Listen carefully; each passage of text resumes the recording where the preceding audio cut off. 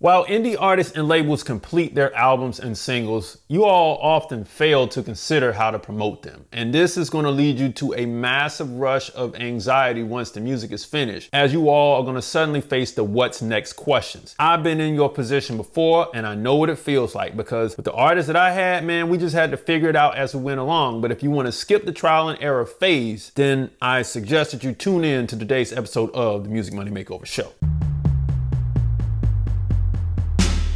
Now, the first thing I had to get right was time stacking. What is this? You see, the number one key to a successful music and artist promotional campaign is time stacking. Every artist contract only allows so much time leading up to the album release and shortly after for promotion, because the attention will be gone. Now, from an independent standpoint, you have much more time and freedom than a major, which for most of you all, it's going to kind of lead to your demise when you're not structured. However, operating the same way major labels do will help you gain momentum much quicker. So when you constrain your promotional timeline to 90 or 180 days, you get the effect of the artist who came out of nowhere. Even though you're independent and you want to take your time, time is always of the essence. So it would be best if you put time constraints on your promotional efforts. This way, you can actually increase the provisions of your effort, money, and time more quickly and effectively than moving forward sporadically. Now,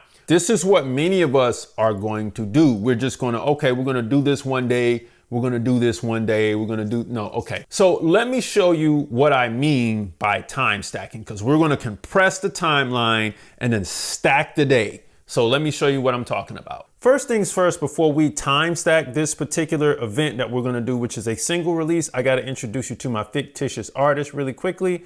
Her name is Lola Jet. So if you hear me mentioning her name, that's her name. All right. So she's a mix between Shaka Khan, Erykah Badu, Prince, Anderson .Paak, and Janelle Monáe. And she just completed a new single called Velvet Sky. All this is fake. None of this is real. She's from New Orleans, but went to the University of Alabama.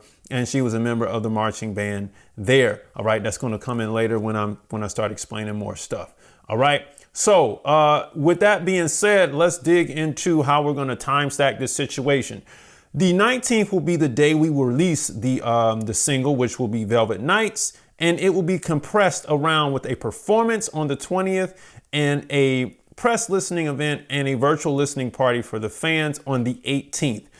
The whole time we're doing this, content will be filmed from the 18th, the 19th, and the 20th, okay? And it's best to compress all of these things around a pillar event like I'm doing for a mass amount of kinetic energy, all right? So we will be doing post with the R&B Hub on the 18th. That gives us some, credibility, and with R&B only and with Yams the playlist across 3 days against a single release. So we're doing across 3 days.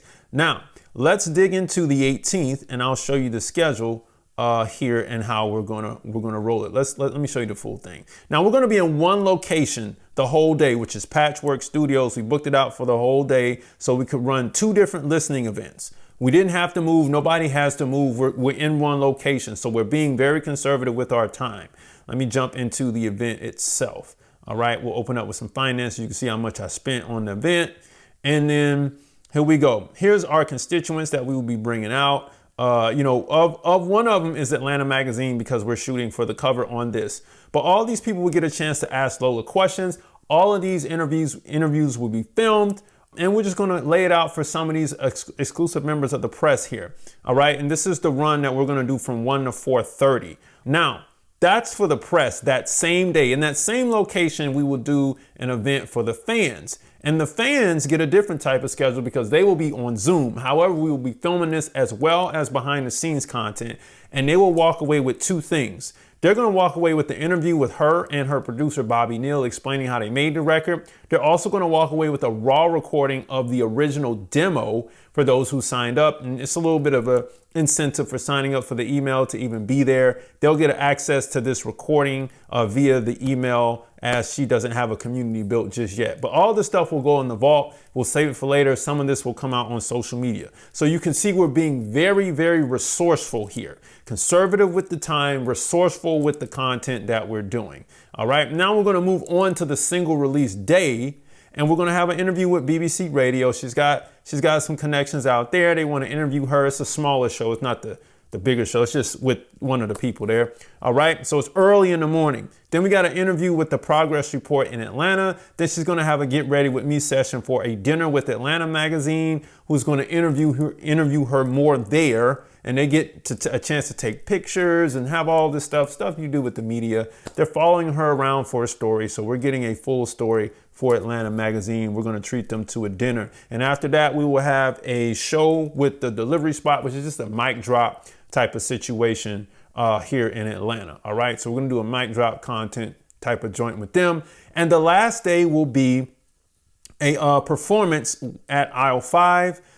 Among the content pieces that we're going to pull out that day will be a meet and greet. Let me open up an aisle 5 show so you can see it. We will pull out a meet and greet content like package right there. So we'll film all of that with the fans who come early, because we're going to do the sound check first, meet and greet. That way she doesn't have to do that after the show. And then from 4 until whatever time it is, you know, the fans will do whatever. This is something fictitious. It's probably not best to do it this way, but she'll have a chance to rest, dinner, all the typical stuff. We'll do showtime and then we'll wrap it up and we'll be out. Again, let me go back out to the calendar, because this is how you really take care of a single release or an album release. You want to press everything in to one time if you can. Now, I know as an independent artist, it can be very difficult to do that. However, you want to shoot for that, to compress everything in for massive amounts of kinetic energy there, and it can just grow out of that. You see what I'm saying? Because when you do this, then the attention builds very, very quickly for you. When you spread it out and you take forever to build this thing and really organize it right, it'll take a long time. And I'm sure that you're experiencing that right now. I'm just letting you know that this is how major labels do it, and independent labels who have their stuff together do it this way as well, because you only have so much time to go. Now we gotta go into our next step. The second thing I had to learn was geo stacking, because many artists and small indie labels try to promote solely from a laptop. However, when you have fans and listeners in different geographical markets outside of your home base, it's best to meet these people on a physical level. Geo stacking occurs when multiple cities are combined and a schedule is made to greet the people, businesses, and perform or all of these tasks all at once. This is why promotional tours exist, and they're different from concert tours. They're designed to connect you with people where they live. So the best approach is to focus on a 300-mile radius around your home city, creating events and activities that actually let you not only meet the fans, but actually show genuine care for their local markets. Just as you stack multiple digital posts for online promotion, and just like we did time stacking, you want to stack multiple in-person activities and multiple cities for physical promotional efforts. So in time stacking, we compress the time and then we stack the day. Now we're going to take the same effect, but we're going to compress the regional location, and then we're going to stack the day in that. Okay, so let me show you how this works. We're going to do this with a promo tour. For instance, in Atlanta, we have something called the Atlanta Star, at least that's what I like to call it, with all the cities that surround Atlanta, and they come in together like 5 points into the city center. That's why we got 5 points in the center of the city. The cities we will be covering are Chattanooga, Tennessee, Huntsville, Alabama, Birmingham, Alabama, Montgomery, Alabama, Columbus, Georgia, Macon, Georgia, Augusta, Georgia, and Greenville, South Carolina, with a little bit of Clemson in the mix of the Greenville, South Carolina situation. And then we will be back to Atlanta. So let me show you what we're going to do here to what's called activate these cities.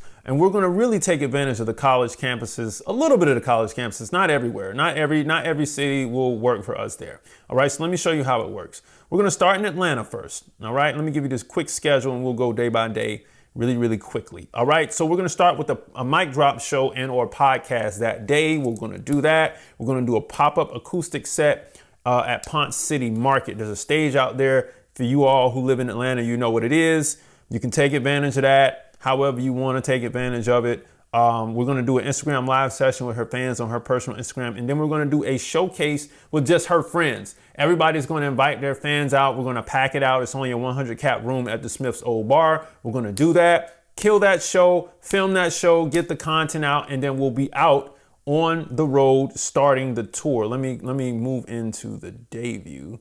It's like this. All right, cool. Now I can see that. Now let's go to Chattanooga. Chattanooga will do a community activation with a local youth arts center. So this is going to be like community service here. Then we're going to do a podcast with my guy Iggy's Loudmouth Podcast. We will also do a live performance and a meet and greet at University of Tennessee, Chattanooga there from 7 to 9, kind of around the student centers, because we got a few connections there. And they're like, yo, let's just come kick it out a little bit late because y'all ain't got nothing going on anyway, so we'll be there. Now we're going to move out to Huntsville and we're going to pop up at Alabama A&M University. She's a former student, again, like I said earlier in the show, and she was a member of the marching band, so we got some pull here. She's going to do a podcast there, the From the Hill podcast, on the campus. We're also going to do an outdoor pop-up performance on the campus, and we'll do a master class on the campus as well. We were able to get a room for that. Of course, she's got some pull there. From there, after we finish activating that campus, we'll be out to Birmingham. Then we'll do a local TV morning show performance there. We'll visit the Civil Rights Museum. We'll get some photos there. It's a photo op situation. We'll do a meet and greet at Seasick Records. We'll do a Rate My Song pop-up at Miles College, and then we'll hop on a ticket. This isn't our show, but we'll hop on a ticket at the Saturn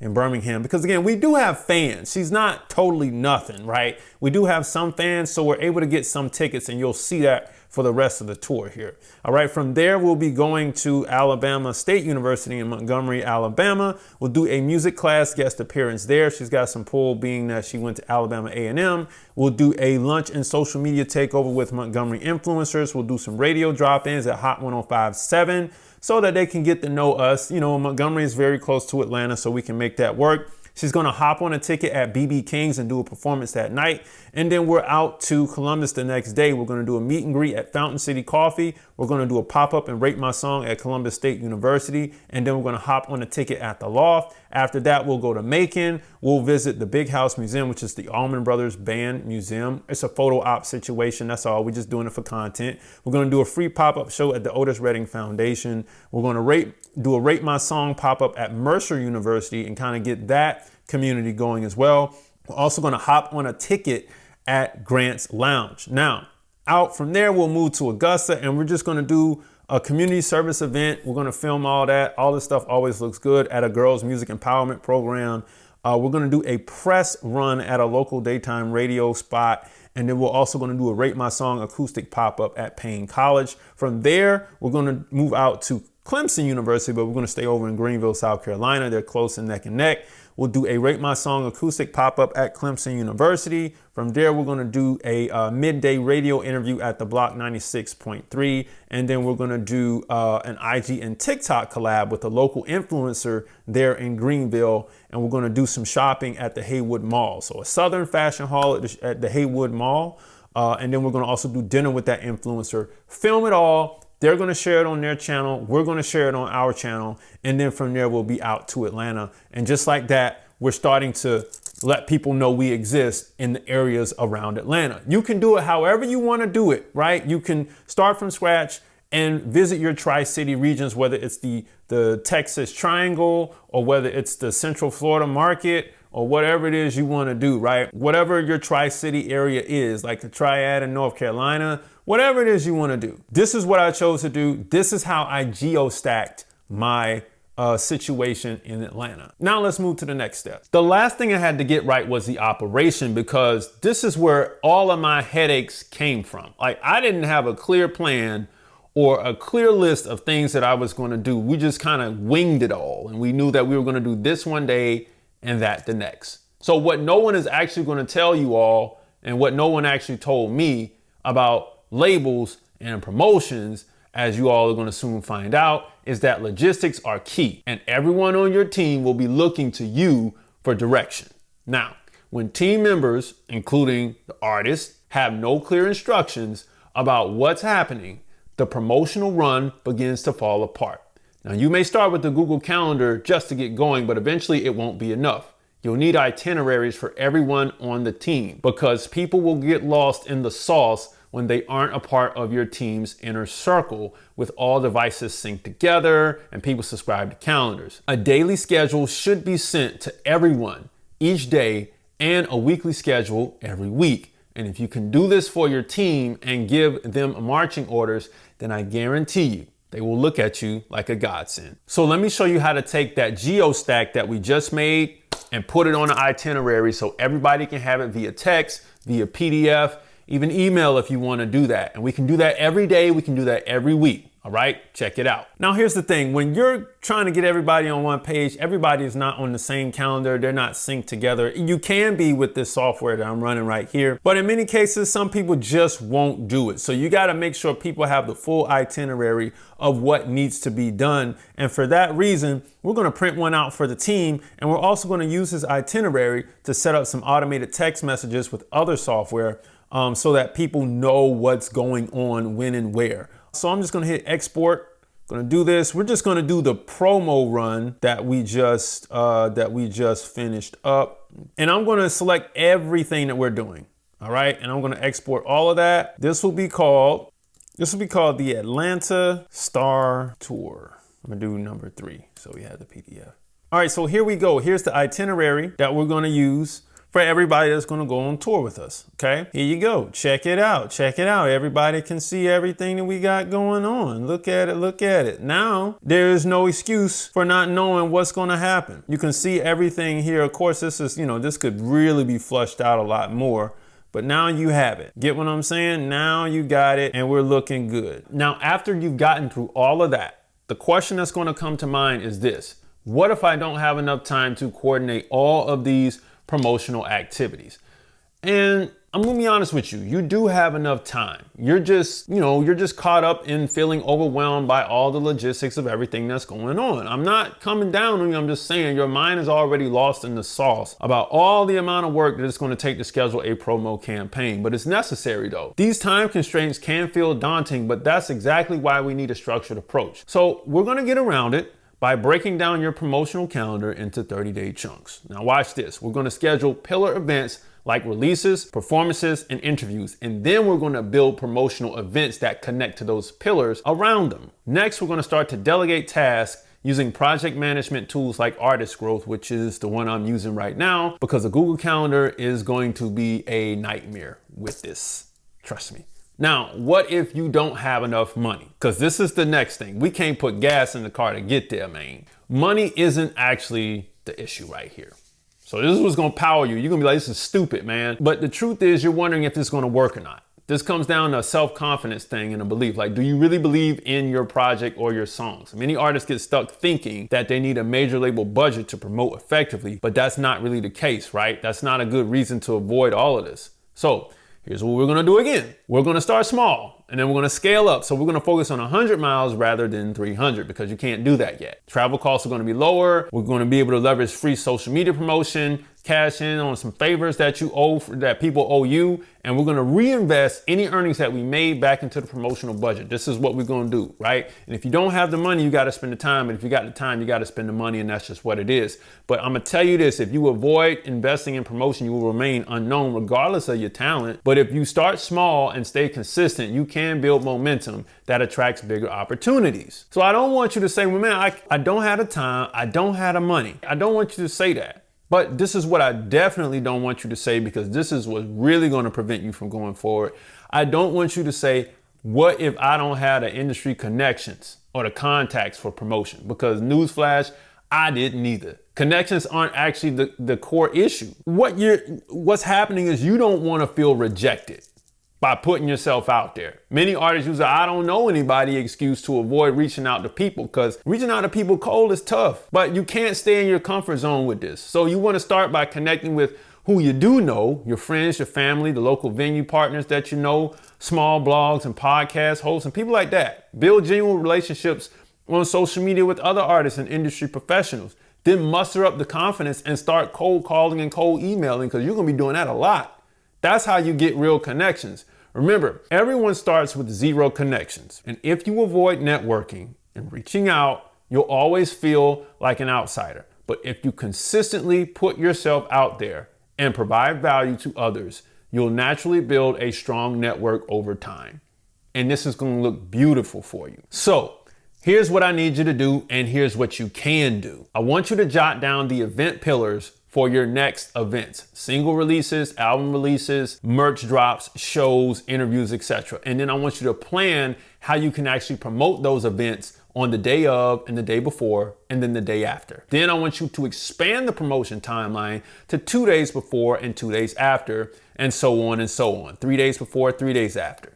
Next, I want you to grab this tool that I've been using this whole video, and it's called Artist Growth, by the way. And this is going to handle all of your planning and your scheduling. It's super affordable, so I'm not selling you something that's gonna be like, oh my God, it's too much, I can't do it, man. No, it's super affordable for a one-person team. Simply place all of your scheduling ideas into your Artist Growth calendar, and then from there, watch it grow. Because that's what it's supposed to do, all right? You can start right now at the link beneath this video today. Go grab it right now.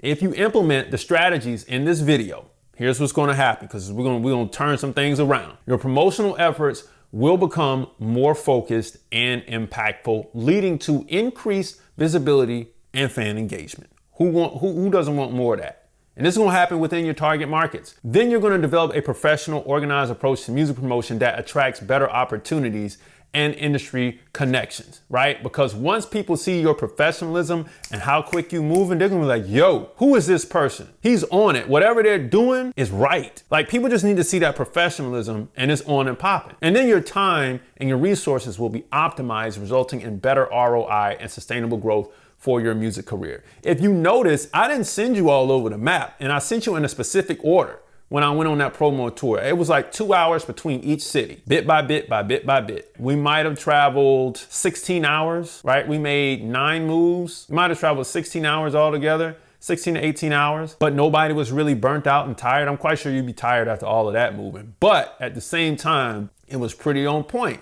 And that's what I mean. Now, if you don't follow a structured promotional strategy, you're gonna waste precious time and money on scattered, ineffective promotional efforts that don't build momentum or reach your actual target audience. Your artistic vision and message will get lost in the noise, leading to diminished confidence and creative frustration. Now, here's the kicker, because you always know it's coming. You're gonna either remain stuck in the noise, at the bottom, in the bucket with everybody, while you're watching others actually succeed in this business. Or you're either gonna burn out trying random tactics that actually don't yield success and results. But at the end of the day, the strategies we've covered today aren't just theoretical. They're proven methods that major labels use to create successful promotional campaigns. So by implementing time stacking, geo stacking, and proper operational management, you can achieve the same level of professional promotion that bigger players use,